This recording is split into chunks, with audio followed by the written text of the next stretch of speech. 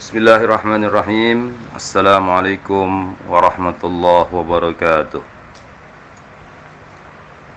Alhamdulillah alladzi bi ni'matihi tatimmus shalihat wa bi dzikrihi tatanazzalur rahmat. Asyhadu an la ilaha illallah khaliqul ardi was samawat wa asyhadu anna sayyidana Muhammadan abduhu wa rasuluhu sayyidus sadat.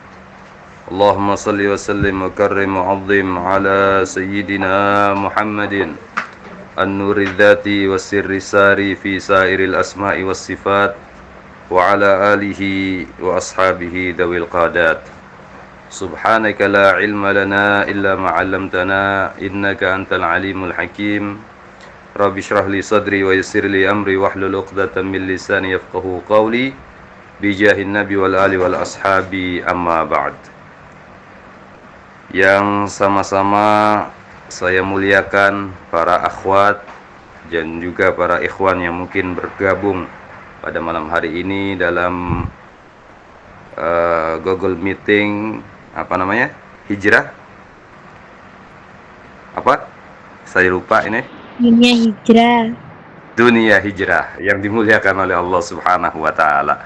Alhamdulillah, malam hari ini kita sama-sama bersyukur kehadirat Allah Subhanahu wa taala karena kita masih diberikan kesempatan untuk bisa melakukan satu amal saleh, yaitu silaturahim, dengan walaupun di dalam dunia maya ini, dan insyaallah ini merupakan salah satu ibadah kita kepada Allah Subhanahu wa taala, dan insyaallah mudah-mudahan kita juga mendapatkan fadilah seperti yang dikatakan oleh baginda Nabi Muhammad sallallahu alaihi wasallam, man arada ayyumadda lahu fi umrih wa yuwassa' lahu fi rizqih wa yumna' lahu maitatassu falyattaqillah wal yasil rahimah.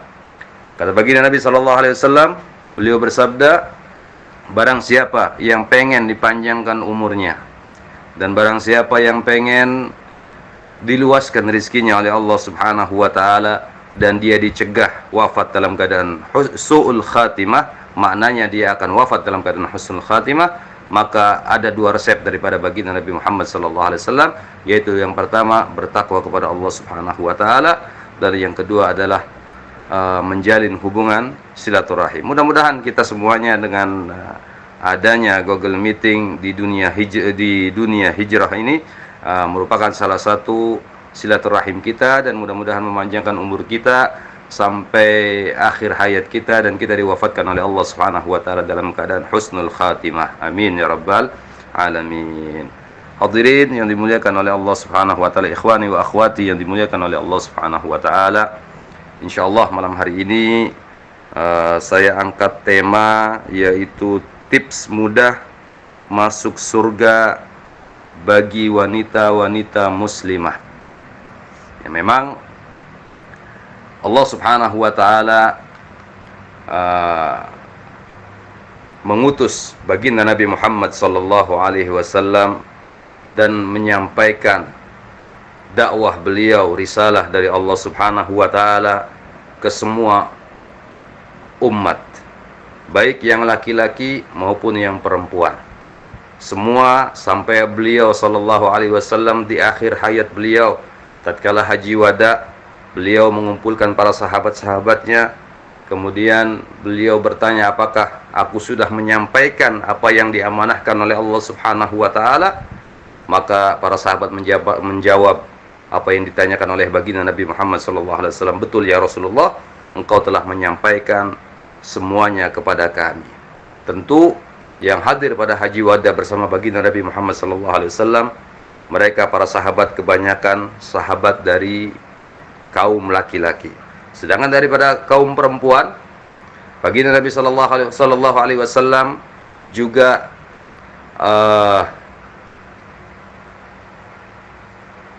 menyampaikan dakwah beliau bukan hanya secara langsung kepada kaum wanita pada waktu itu, tapi baginda Nabi Muhammad sallallahu alaihi wasallam juga menyampaikan dakwah beliau melalui istri-istri beliau dan juga anak-anak perempuan dan keluarga baginda Nabi Muhammad sallallahu alaihi wasallam.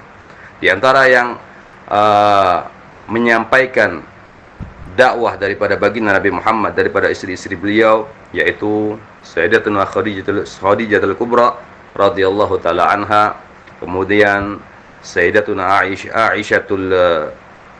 Aisyatul Humaira, ya, binti Abi Bakar Siddiq, juga beliau Aisyatul Ridha, beliau juga menyampaikan dakwah-dakwah daripada baginda Nabi Muhammad sallallahu alaihi wasallam, dan juga putri beliau Sayyidatuna Fatimah Zahra al-Batul, yang mana beliau juga banyak menyampaikan apa yang disampaikan oleh ayahanda beliau, yaitu baginda Nabi Muhammad kepada kaum muslimah, ya, dari para sahabat-sahabat baginda Nabi Muhammad sallallahu alaihi wasallam. Maka dari itu para istri-istri Nabi juga banyak meriwayatkan hadis-hadis daripada baginda Nabi Muhammad sallallahu alaihi wasallam, seperti halnya Siti Aisyah radhiyallahu taala anha, beliau banyak meriwayatkan hadis, dan hadis tersebut banyak dibukukan dan diriwayatkan oleh para sahabat-sahabat dan dibukukan sampai sekarang. Dan juga daripada Siti Fatimah Zahra, yang mana beliau juga adalah putri baginda Nabi Muhammad sallallahu alaihi wasallam, yang langsung dididik di rumah beliau sallallahu alaihi wasallam, juga menyampaikan apa yang disampaikan oleh beliau kepada para sahabat-sahabat wanita pada waktu itu, sehingga dikatakan bahwasanya Siti Fatimah radhiyallahu taala anha juga salah satu penyampai dakwah daripada baginda Nabi Muhammad kepada kaum wanita.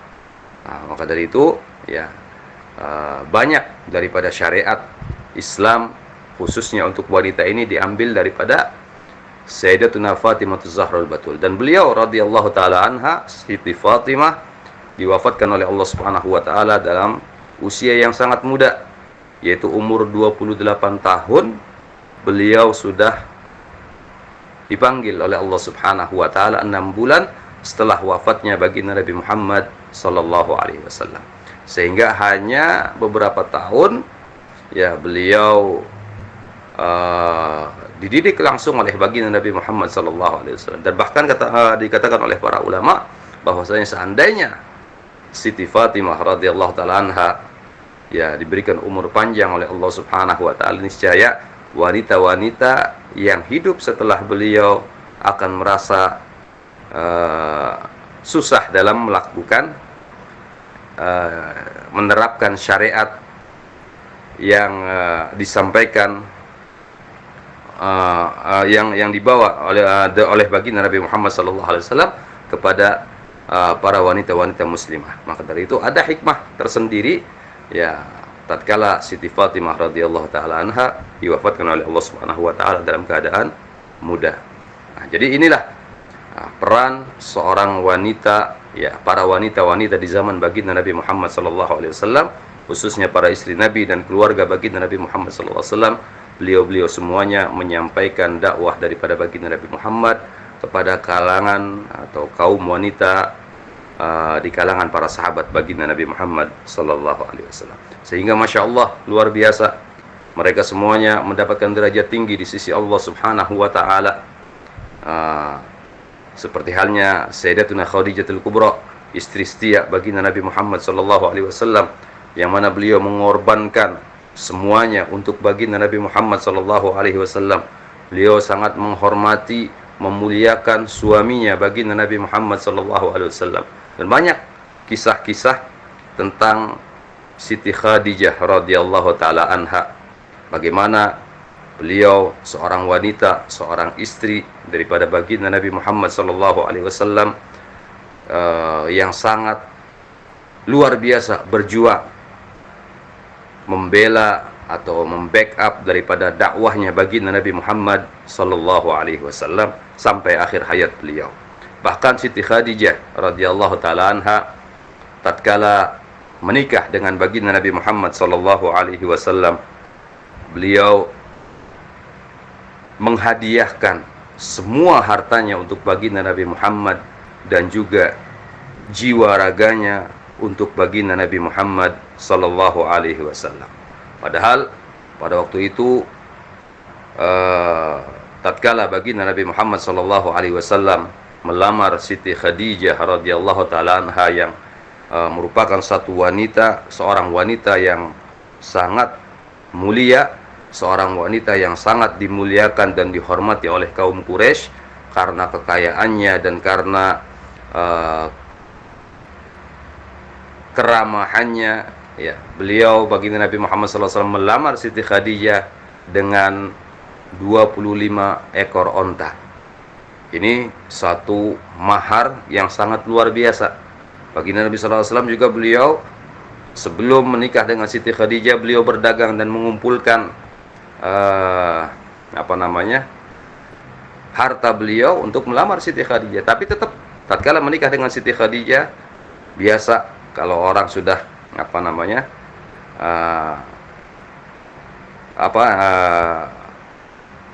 ada gosip, ya, tatkala baginda Nabi Muhammad SAW tatkala menikah dengan Siti Khadijah, di kota Mekah geger gosip di mana-mana di kota Mekah, mengatakan bahwasanya baginda Nabi Muhammad SAW waktu itu yang belum diutus menjadi nabi dan rasul, bahwasanya Muhammad itu hanya menginginkan hartanya Khadijah, sehingga baginda Nabi Muhammad SAW merasa sedih.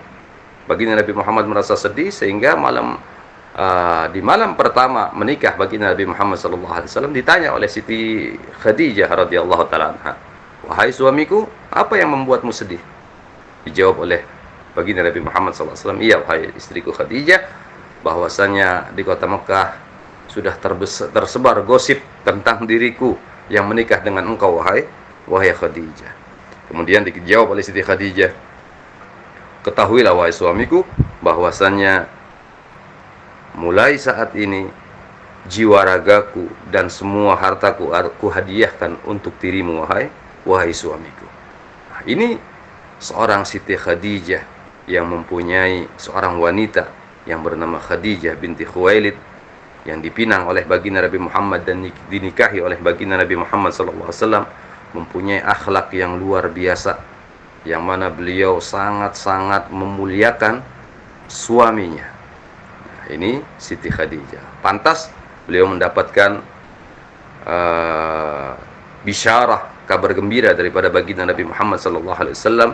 Beliau termasuk Sayyidatu Nisa'i Ahlil Jannah. Beliau termasuk pemimpin para wanita kelak di surganya Allah Subhanahu wa taala. Ikhwani wa akhwati yang dimuliakan oleh Allah Subhanahu wa taala.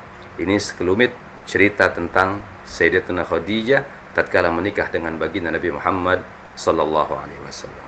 Kemudian banyak lagi cerita yang lain, seperti halnya tatkala Siti Khadijah, tatkala baginda Nabi Muhammad sallallahu alaihi wasallam berkhalwat di Gua Hira.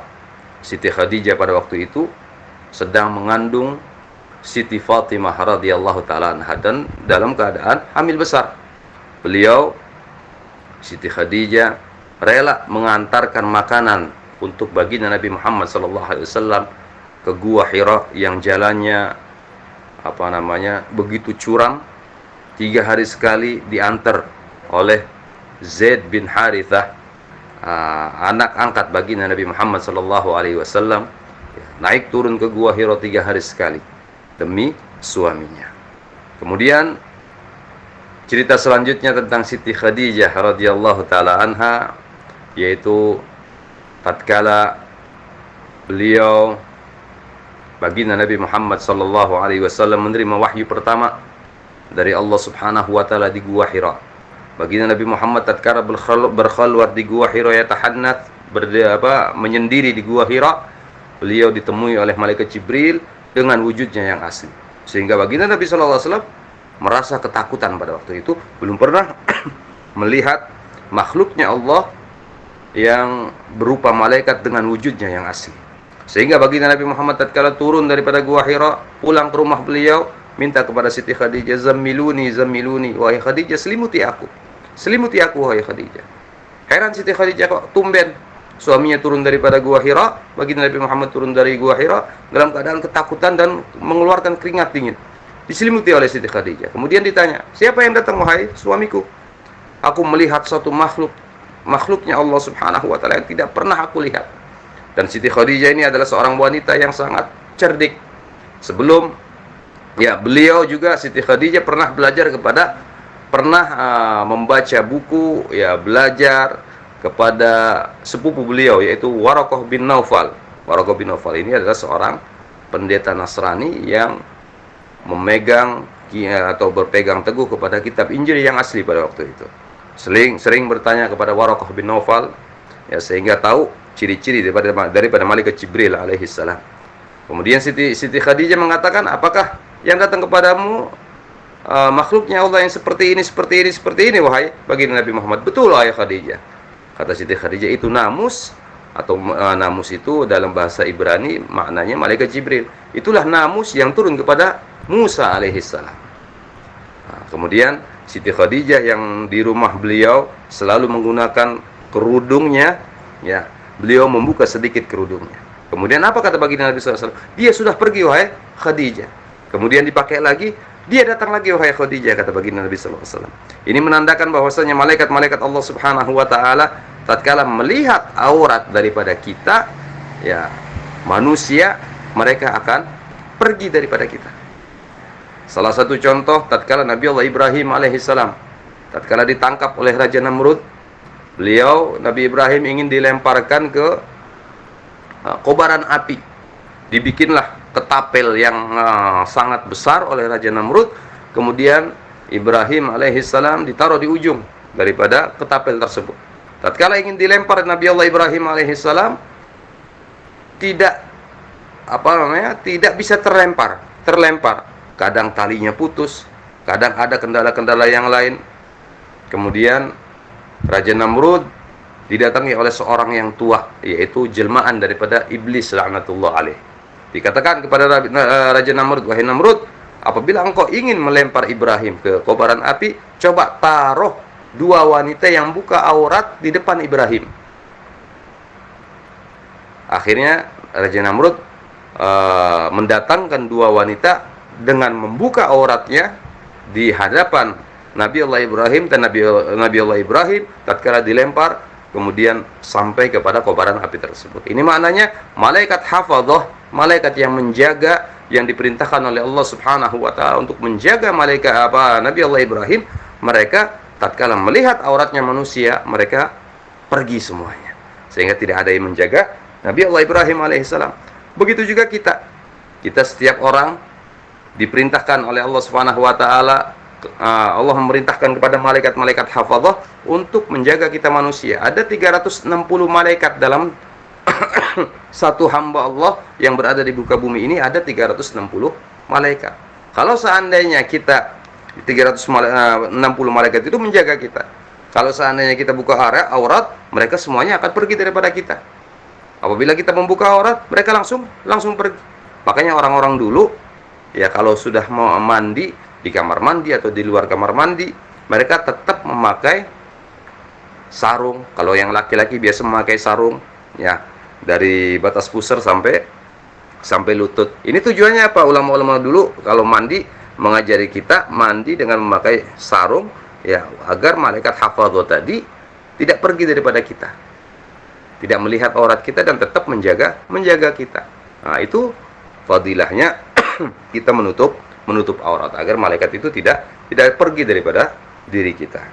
Nah, ini Siti Khadijah. Kita kembali kepada cerita daripada Siti Khadijah radhiyallahu taala anha tadi, yaitu Siti Khadijah mengetahui bahwasanya yang datang kepada suaminya baginda Nabi Muhammad SAW adalah Jibril alaihissalam. Kemudian di antara perjuangan Siti Khadijah radhiyallahu taala anha juga tatkala beliau sakit di akhir hayatnya, beliau sudah tidak bisa bangun daripada tempat tidurnya.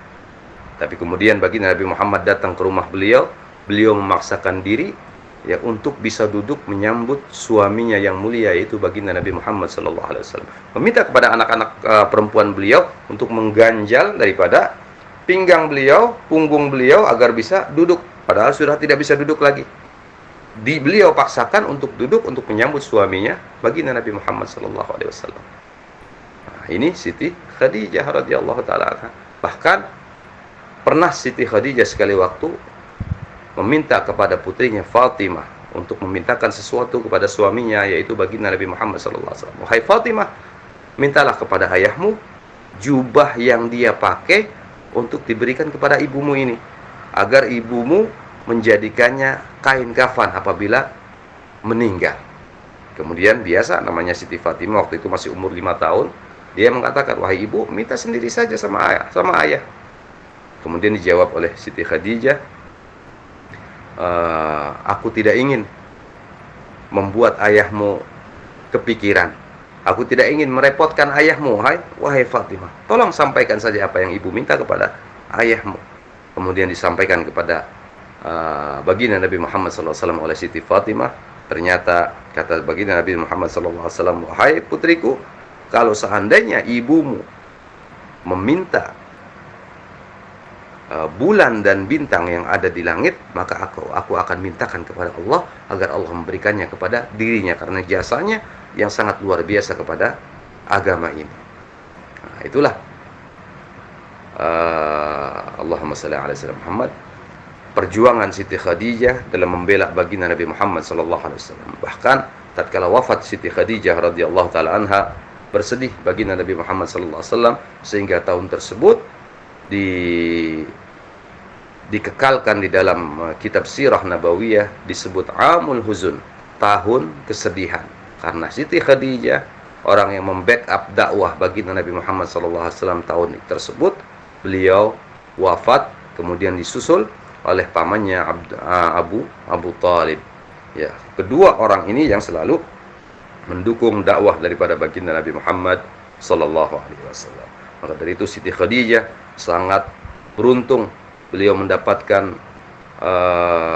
derajat yang tinggi di sisi Allah Subhanahu wa taala, sehingga mendapatkan kabar gembira beliau dijadikan daripada pemimpin wanita-wanita yang ada di surganya Allah Subhanahu wa taala. Kemudian kita teruskan kepada Sayyidatuna Fatimah Zahra, Siti Fatimah. Bagaimana beliau juga ya di dalam kesehariannya berkhidmah kepada suaminya, yaitu Sayyidina Ali karamallahu wajhah. Beliau rela mengerjakan segala urusan rumah tangganya, mulai dari mengasuh anak, membereskan rumah, membuat roti, sampai Sayyidina Ali sendiri kadang melihat kepada Siti Fatimah ini tidak tega. Beliau merasa tidak tega, sehingga pernah sekali waktu Sayyidina Ali meminta kepada Siti Fatimah untuk bicara kepada baginda Nabi Muhammad SAW untuk meminta budak untuk membantu pekerjaannya di rumahnya. Siti Fatimah pergi kepada baginda Nabi Muhammad SAW meminta budak. Kata baginda Nabi Muhammad, wahai Fatimah, aku akan ajari engkau satu bacaan yang fadilahnya melebihi daripada budak yang membantu urusan di rumahmu, wahai Fatimah. Kemudian diberikan zikir oleh baginda Nabi Muhammad SAW, subhanallah 33 kali, alhamdulillah 33 kali, Allahu Akbar 33 kali sebelum tidur. Kata Siti Fatimah, tatkala aku mengamalkan itu semuanya, mulai dari aku amalkan, aku tidak merasakan capek sama sekali, kata Siti Fatimah radhiyallahu taala. Ini beliau sangat berkhidmah betul kepada suaminya, yaitu Sayyidina Ali karamallahu wajhah. Nah, beliau juga mendapatkan predikat, mendapatkan derajat yang tinggi di sisi Allah Subhanahu wa taala, juga termasuk pemimpin wanita-wanita yang kelak yang berada di surganya Allah Subhanahu wa taala. Inilah wanita-wanita yang luar biasa yang mereka mendapatkan derajat tinggi di sisi Allah Subhanahu wa taala, dan pasti dijamin surganya oleh Allah Subhanahu wa taala. Dan wanita-wanita yang ada zaman sekarang bisa mereka masuk surga seperti wanita-wanita yang telah diceritakan tadi, yaitu Siti Khadijah, kemudian Siti Fatimah radhiyallahu taala, dan wanita-wanita lainnya, wanita penghuni surga, para sahabat-sahabat Nabi, kemudian Siti Maryam, Siti Asia, yang merupakan yang ada bisyarah daripada baginda Nabi Muhammad SAW bahwasanya mereka semuanya berada di surganya Allah Subhanahu wa taala. Wanita-wanita zaman sekarang pun bisa menjadi ahli surga seperti mereka. Ada beberapa tips untuk wanita agar mereka ini bisa masuk surga dengan cepat. Ya, apa kata baginda Nabi sallallahu alaihi wasallam? Ayyuma imra'atin sallat khamsaha wa shamat syahraha wa hafizat farjaha wa ata'at zawjaha dakhalat jannata rabbiha. Kata baginda Nabi Muhammad sallallahu alaihi wasallam, wanita manapun juga, khususnya wanita muslimah yang sudah punya suami atau yang belum punya suami, bakal punya suami, ini bisa nanti sebagai bekal tatkala dia mempunyai suami. Ya, wanita manapun, kata baginda Nabi SAW, wanita siapapun, kata baginda Nabi Muhammad. Yang pertama, salat khamsaha, yang bisa menjaga salat 5 waktunya. Salatnya nggak pernah bolong, ya kecuali memang lagi udzur, karena wanita ada waktu-waktu tertentu yang dia diperbolehkan untuk tidak sholat, ya, waktu haid, waktu nifas, itu tidak boleh. Jadi selain itu dia selalu menjaga sholatnya yang lima waktu tadi. Perempuan manapun yang bisa menjaga sholat 5 waktunya, kata baginda Nabi Sallallahu Alaihi Wasallam. Kemudian wasamat syahraha, dan menjaga puasa 1 bulannya, yaitu bulan Ramadan kemarin, dijaga puasanya, nggak ada yang bolong, kecuali memang udzur, nanti bakal diganti. Yang bisa menjaga syariat tersebut sholat, kemudian puasa. Kemudian yang ketiga, wa hafizat farjaha, dan bisa menjaga kehormatannya. Ya, menjaga kehormatan ini maknanya luas. Ya, kalau yang belum nikah tidak sembarangan, ya, memamerkan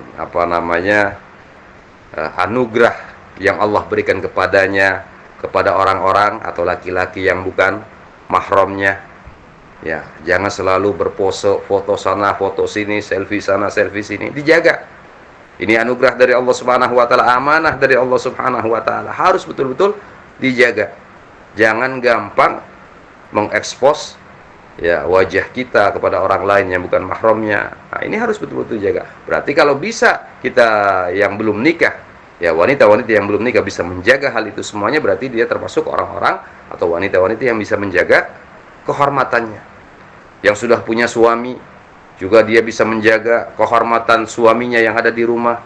Seperti halnya ada satu kisah di zaman baginda Nabi Muhammad SAW.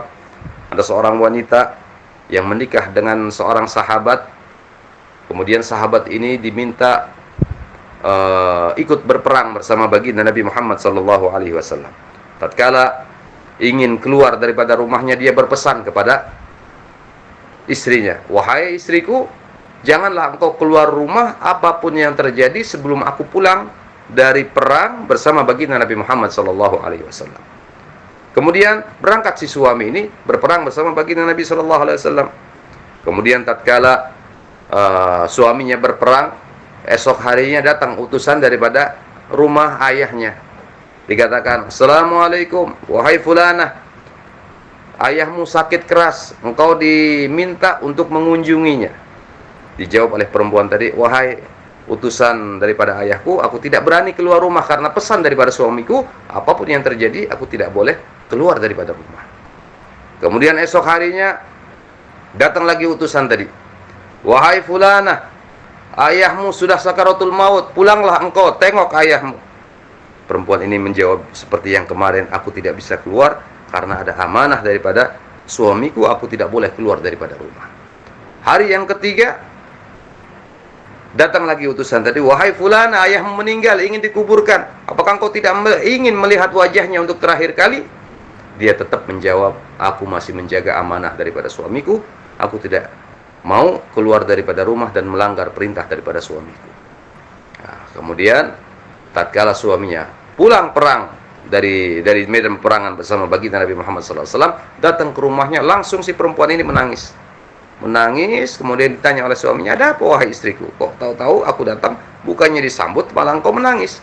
Iya wahai suamiku, tatkala engkau pergi berperang bersama baginda Nabi, engkau berpesan kepada aku agar aku tidak keluar daripada rumah, aku turuti, walaupun ayahku dalam keadaan sakit, sakaratul maut, kemudian wafat, aku tidak keluar daripada rumah karena aku menjaga amanah daripada dirimu wahai suamiku. Kemudian si suami ini bercerita kepada baginda Nabi Muhammad sallallahu alaihi wasallam. Kata baginda Nabi Muhammad sallallahu alaihi wasallam, ketahuilah wahai sahabat, bahwasannya mertuamu sekarang berada di surganya Allah Subhanahu wa taala karena ketaatan karena ketaatan anaknya kepada suaminya. Ini sangat luar biasa. Jadi seorang wanita, kata baginda Nabi Muhammad sallallahu alaihi wasallam, yang bisa menjaga kehormatannya. Ya, kehormatan suaminya, kehormatan rumah tangganya dijaga, nggak sembarangan keluar, nggak sembarangan memasukkan orang yang bukan mahramnya ke dalam rumahnya. Nah, ini dijaga betul. Nah, ini tips yang ketiga kata baginda Nabi. Pertama tadi menjaga sholatnya, menjaga puasanya, kemudian menjaga kehormatannya, kemudian yang keempat wa ta'at zaujah, yang taat kepada suaminya. Nah, ini zaman sekarang ini kelihatannya sudah jauh jarang wanita yang betul-betul taat kepada suaminya. Sampai ada di TV dulu, ya kalau tidak salah di Trans TV ada acara apa namanya sinetron apa tuh suami-suami takut takut istri. Karena kenapa? Karena istri yang sudah tidak taat kepada suaminya. Dia menginginkan suaminya itu berada di bawah dia, bisa diatur sama dia. Padahal kata baginda Nabi SAW, kalau seandainya ada Tuhan yang harus disembah setelah Allah Subhanahu wa taala, maka aku akan suruh istri-istri itu menyembah suaminya, kata baginda Nabi SAW. Diibaratkan seperti itu. Karena wajibnya ketaatan seorang istri kepada suami. Jangan merendahkan suami. Jangan menganggap suami itu apa namanya? Enteng di bawah ketiaknya, di bawah kakinya. Kadang kan perempuan begitu. Kalau sudah ngumpul arisan, oh suami saya kalau macam-macam tak pites. Nah, ini sudah salah ini kalau begini. Nah, itu. Ya, jadi tips yang keempat kata baginda Nabi sallallahu alaihi wasallam, perempuan yang bisa taat kepada suaminya. Maka balasannya dari Allah Subhanahu wa taala apa? Dakhalat jannata rabbiha.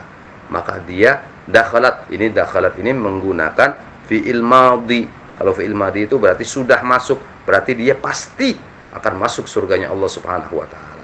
Dakhalat jannata rabbiha. Dia pasti masuk surga Tuhannya, yaitu Allah Subhanahu wa taala. Jadi 4 hal saja ya, gampang, yang sangat mudah bagi seorang wanita ini masuk surganya Allah Subhanahu wa taala.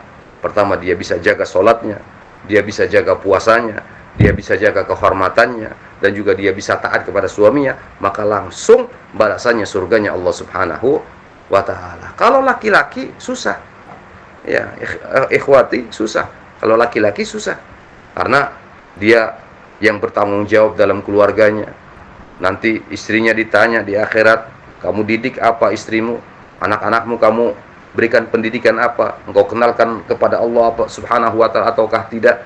Engkau kenalkan kepada agama ataukah tidak? Kemudian hartanya juga ditanya, engkau dapat harta dari mana? Engkau belanjakan kemana? Ini tambah repot lagi kalau laki-laki. Kalau perempuan simple, gampang. Pengen masuk surga, 4 hal tadi harus betul-betul dijaga.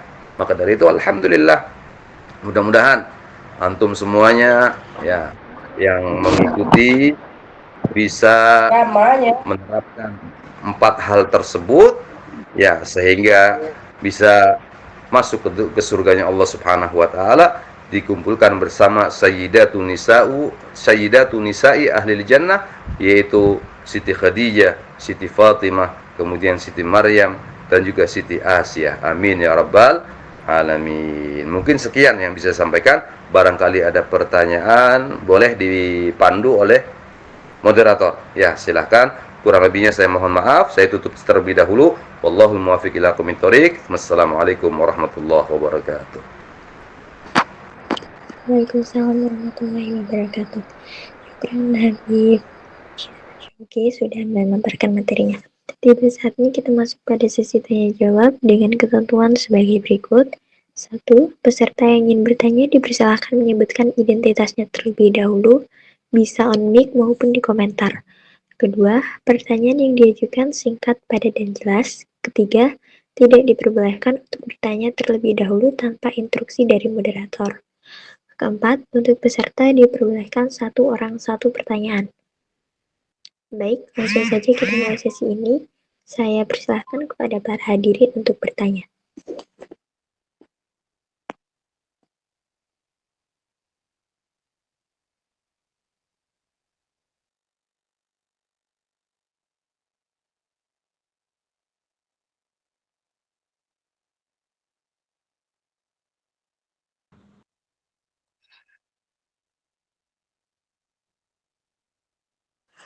Silakan jika ada yang ingin bertanya. Sebelumnya saya tanya dulu, saya sambil ngopi nggak apa-apa ini ya? Nah, Ustaz.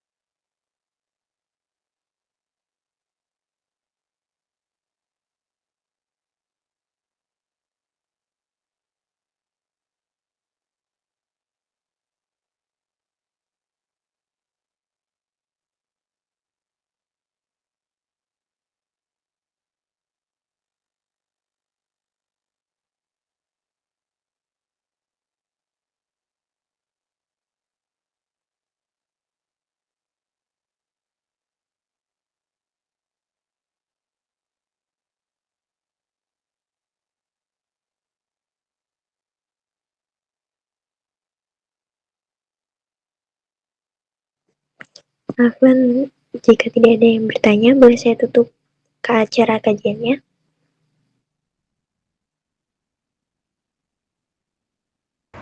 Maaf tadi ada yang ngirim apa namanya? eh Apa namanya kayak tulisan tapi hilang tuh. Nah, coba bisa dicek gak tuh? Nah, Habib, ada yang bertanya. Assalamualaikum warahmatullahi wabarakatuh. Izin bertanya Ustadz, jika ada seorang laki-laki yang menanyakan ingin diberikan mahar berapa, apa yang harus kita jawab Ustadz? Akan untuk Habib Yogi, apakah bisa menjawab pertanyaannya dari Uhti Dewi? Oke, insya Allah saya jawab. Jadi kalau ada seorang laki-laki, dia bertanya ingin diberikan mahar berapa, itu boleh seorang wanita maharnya. Ya, tapi di dalam syariat Islam ya uh, kata Sayyidina Umar kalau tidak salah, beliau mengatakan abrokohunna aqalluhunna mahran, yang paling berkah di antara wanita-wanita kalian itu adalah yang paling sedikitnya maharnya. Maksudnya sedikit di sini secara uruf, secara umum. Ya, dulu saya waktu nikah umumnya 100.000, yang paling murah udah 100.000. Nah, itu. Nah, jadi yang paling murah itu yang lebih berkah. Kalau seandainya ada negosiasi seperti itu nggak apa-apa. Nah, ditanya oleh suaminya dan suaminya menyanggupi, itu boleh. Ya, misalnya minta suaminya jangan duit 100.000 atau 1 juta, minta saja mobil Innova misalnya, nggak apa-apa, boleh. Nah, yang penting suaminya itu menyanggupi dan bisa memberikan mahar tersebut. Nah, tapi dengan catatan tadi, yang paling rendah maharnya itu yang paling berkah. Ya, perempuan yang paling berkah. Dan mahar itu biasanya kadang kita salah kaprah. Mahar itu diserahkan kepada orang tua, ya, kepada orang tua si istri. Ya, padahal tidak, mahar itu milik 100% milik istrinya. Milik istrinya. Bahkan subhanallah, ada satu riwayat, ya. Jadi menceritakan tentang seorang istri yang mempunyai suami, ya, yang sudah dalam keadaan kesusahan, sehingga mahar yang pernah diberikan oleh suaminya dihadiahkan lagi kepada suaminya, dan perempuan ini mendapatkan derajat yang tinggi di sisi Allah Subhanahu wa taala. Nah, mungkin itu yang bisa saya jawab untuk saat ini. Silakan yang lainnya.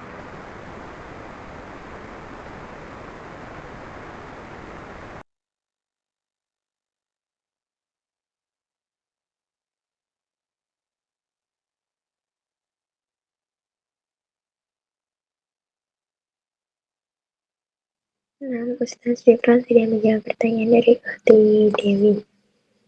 Selanjutnya Ustaz ada pertanyaan dari siapa nih? Jaya, izin bertanya Ustaz atau moderator.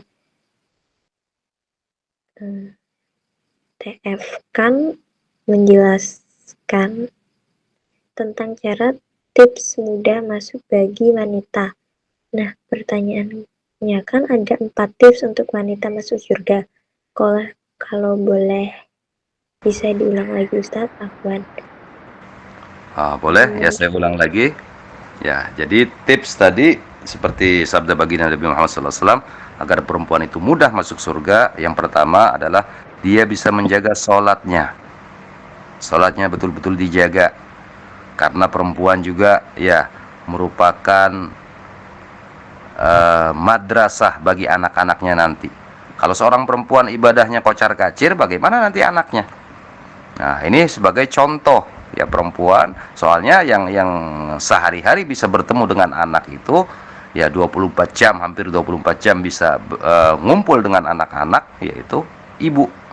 Kalau suami mungkin kerja, pulang sore, jarang kumpul sama anak-anak. Makanya yang tips yang pertama kata baginda Nabi Muhammad, seorang perempuan akan masuk surganya Allah Subhanahu wa taala, dia harus bisa menjaga sholatnya. Yang pertama. Kemudian yang kedua, dia bisa menjaga puasanya. Ya, puasanya nggak ada yang bolong. Nah, kalau ada yang bolong, dikodok. Bolong karena udur, ya, karena haid dan lain sebagainya. Jadi bisa menjaga puasa Ramadannya. Apalagi dia tambah dengan puasa-puasa sunnah yang lainnya, luar biasa. Nah, ini perempuan yang akan masuk surganya Allah Subhanahu wa taala. Kemudian yang ketiga, yang bisa menjaga kehormatannya. Ya, kehormatan dalam dalam umum dan juga dalam rumah tangga, dia jaga kehormatannya.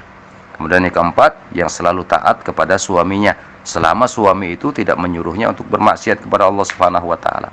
Kalau dia suaminya menyuruh untuk bermaksiat kepada Allah Subhanahu wa taala, maka wajib seorang istri menolak daripada perintah suami tersebut.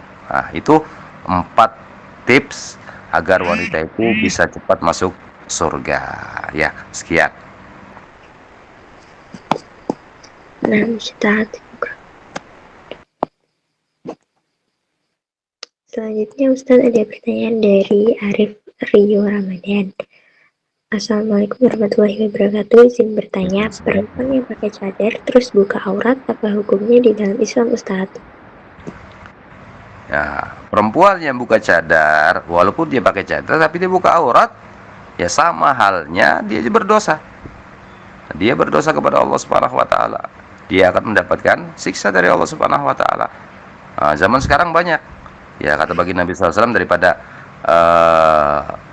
tanda akhir zaman, kalau sudah kelihatan ya wanita al-kasiyatul ariyat, dia pakai baju tapi seperti telanjang, bajunya masya Allah pakai cadar apa, tapi pakaiannya full press body misalnya, sehingga lekukan auratnya, lekukan tubuhnya dipandang oleh laki-laki yang bukan mahramnya.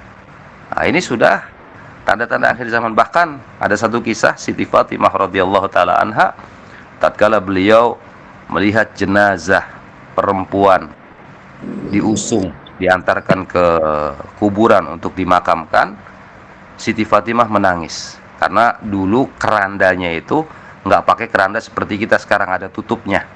Ya, dulu kerandanya itu seperti tandunya PMI, ya, tandu mengangkat orang-orang yang sakit, itu nggak pakai tutup. Ya, Siti Fatimah tatkala melihat seorang wanita diantar ke perkuburan untuk dimakamkan, beliau melihat dari jendela rumahnya, beliau menangis. Kemudian ditanya oleh seorang yang khidmah kepada beliau, dikatakan, ada apa wahai putri Rasulullah, engkau menangis? Beliau katakan, aku sedih, kata Siti Fatimah, aku memikirkan diriku, kalau seandainya aku kelak wafat, aku dibungkus dengan kain kafan tanpa pakaian, kemudian dibungkus dengan kain kafan, dan lekukan tubuhku dilihat oleh orang laki-laki yang bukan mahramku, aku merasa malu kepada Allah Subhanahu wa taala. Ini Siti Fatimah, putri daripada baginda Nabi Muhammad sallallahu alaihi wasallam. Dan itu semenjak saat itu keranda mayat itu diberikan tutup tadi, sejarahnya demikian.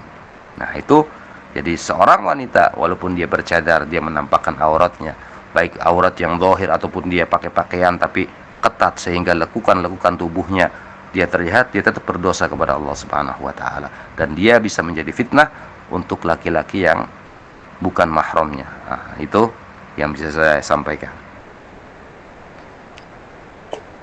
Nah, Ustadz, selanjutnya ada pertanyaan dari Ahti Fitriana.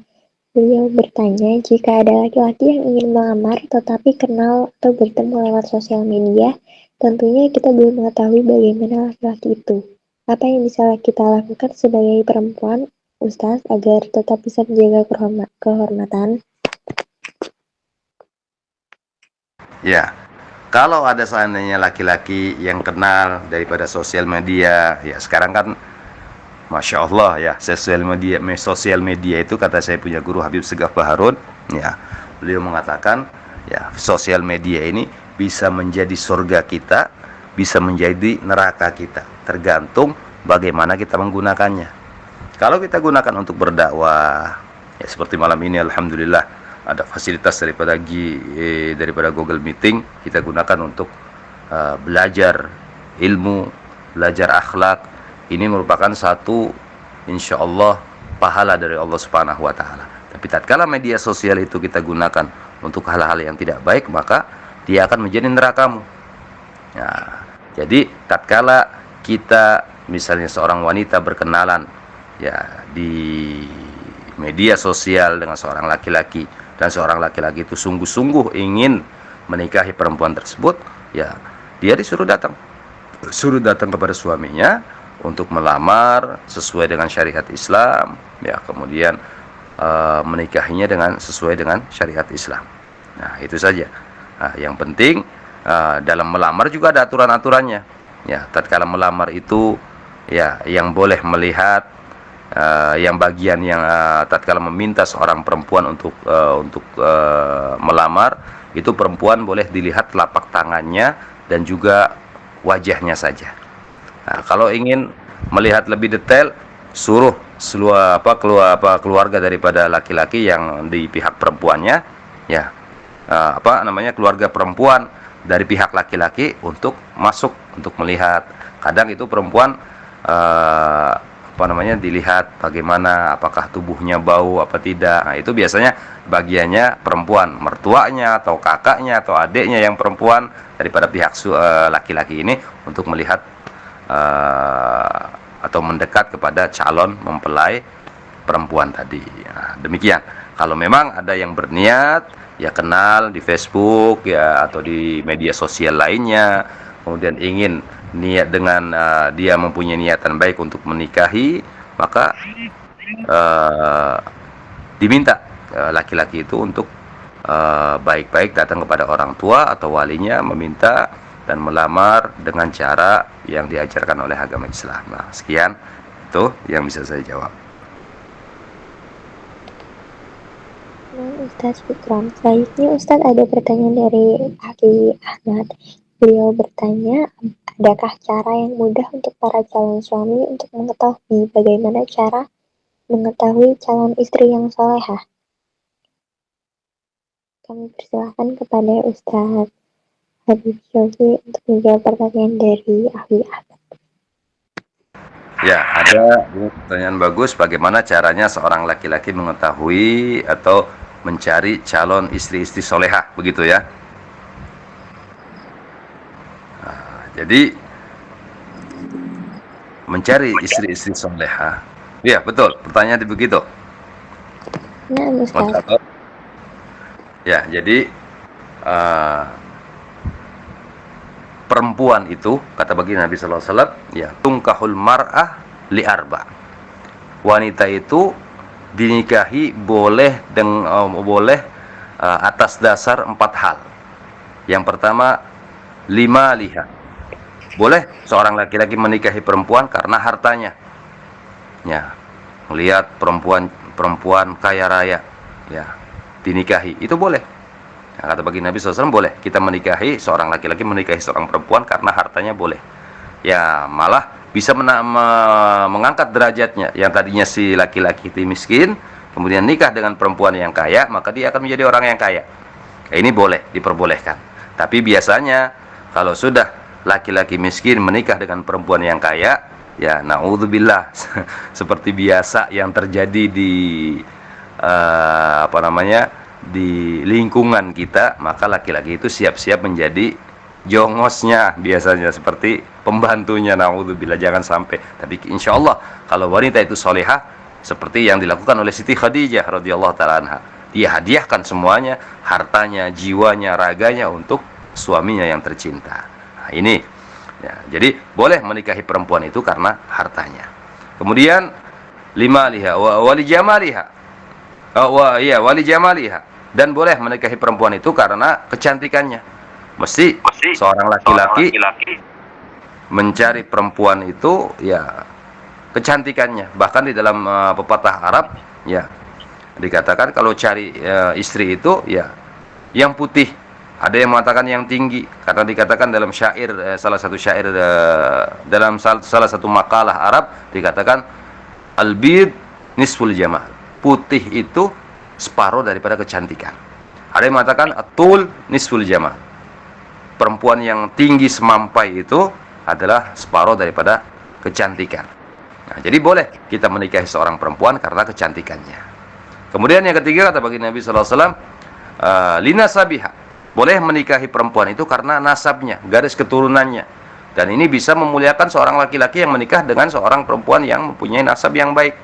Contohnya, seorang santri menikah dengan anaknya kiai, yang tadinya santri menikah dengan anaknya kiai, langsung otomatis jadi gus. Nah, ini sudah kemuliaan yang didapatkan oleh laki-laki tersebut. Kemudian yang keempat, kata baginda Nabi sallallahu alaihi wasallam, lidiniha, ya, karena agamanya. Dan itulah yang paling sempurna. Fadfar lidzatid din taribat yadak, kata baginda Nabi. Beruntunglah seorang laki-laki yang mendapatkan atau menikahi perempuan karena dia melihat agamanya, maka taribat yadak, maka dia tidak akan cemas di dalam hidupnya, dia akan tenang di dalam kehidupannya. Karena seorang istri itu adalah calon, ya, pendidik daripada anak-anaknya, keturunannya. Maka dari itu perempuan yang mempunyai dasar agama yang baik, itu yang lebih utama harus dipilih oleh seorang laki-laki untuk dijadikan istri.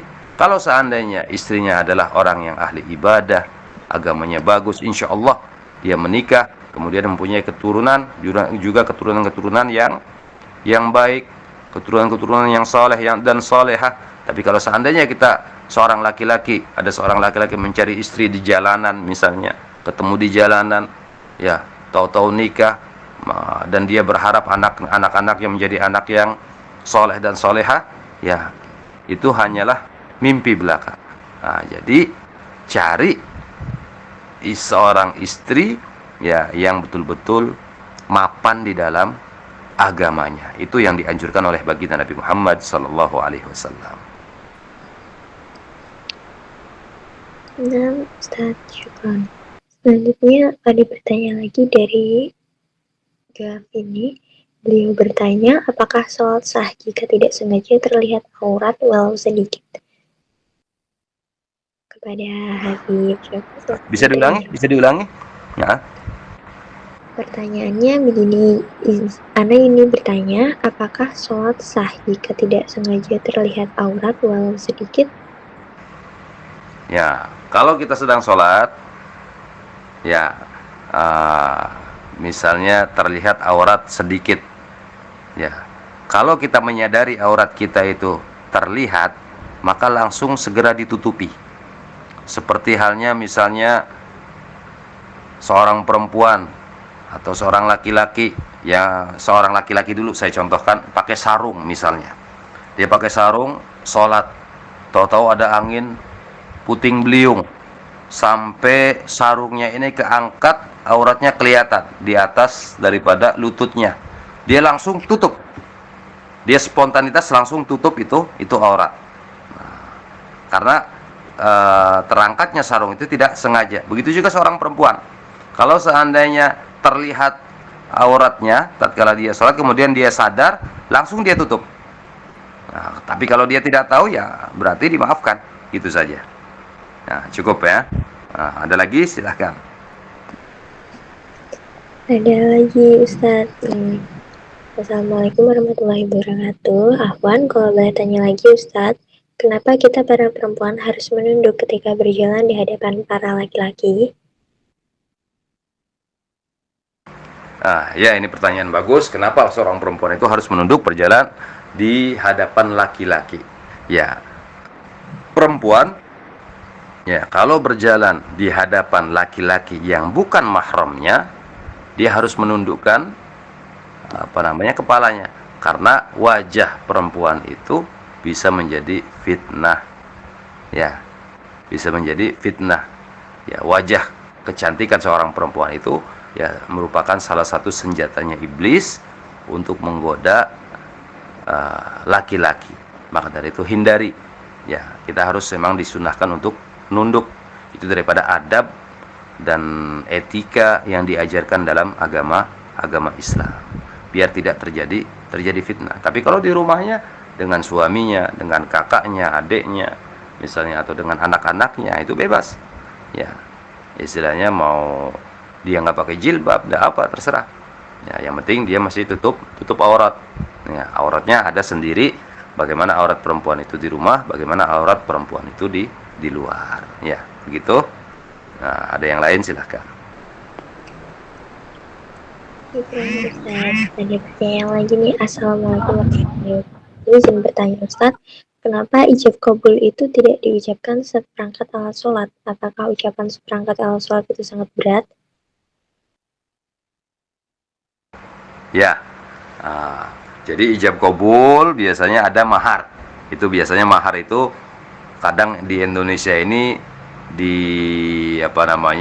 disebutkan seperangkat alat sholat dibayar tunai, kan begitu. Kemudian si suami menyanggupi, qabiltu, misalnya saya terima nikahnya, ya, dengan mahar seperangkat alat sholat dibayar tunai. Memang kesunahan daripada mahar itu berupa, ya, mata uang di daerah setempat. Itu kesunahannya pakai mata uang. Ya boleh digantikan misalnya emas atau yang lainnya, atau seperangkat alat sholat. Tapi seperangkat alat sholat ini ya menurut beberapa ulama ini berat, karena memang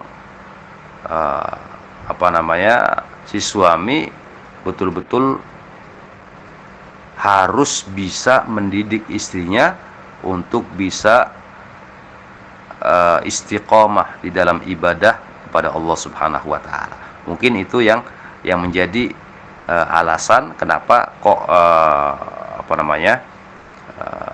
seperangkat alat sholat itu dikatakan berat. Ya, mungkin itu yang membuat berat, karena memang harus istiqomah. Walaupun tidak ada mahar seperangkat alat sholat, tetap seorang suami harus bisa mendidik istrinya untuk mendekatkan diri kepada Allah Subhanahu wa taala. Bahkan dalam beberapa hadis dikatakan, ya, kalau seandainya suami itu bangun di tengah malam, kemudian dia bangunkan istrinya untuk sama-sama sholat tahajud, maka si suami istri tadi mendapatkan ampunan dari Allah Subhanahu wa taala. Nah, itu yang bisa saya sampaikan. Nah, Ustadz, syukran. Ada pertanyaan lagi, Ustadz, tapi banyak. Apakah masih boleh?